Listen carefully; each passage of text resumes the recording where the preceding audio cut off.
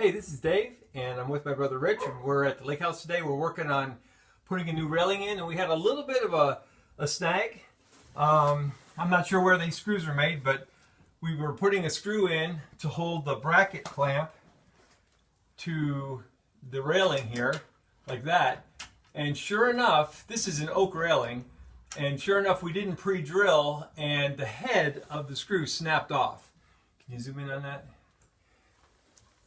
So right there. And so now it's embedded in the oak, pretty substantially. So one thing you could try to do is get a grip with pliers, and these needle nose pliers, it's really hard to grip on the threads. And I was about to try with these channel locks, and then I thought, well, how about let's try this. And I think this will work. This is a regular drill, and if you have a drill bit, you would just put the drill bit in like that, and then you just crank on the chuck, and it locks it in there, and it holds it so it can drill. Well, I think the same thing should work here.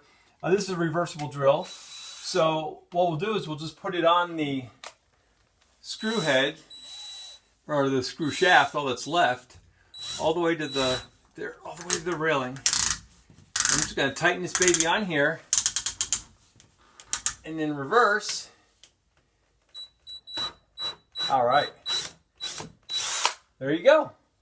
And that's one pain-free way of removing a broken screw or a headless screw there without a whole lot of effort. Hope this tip helps. Keep on projecting. We'll see you next time. Don't forget to subscribe. Thanks for viewing.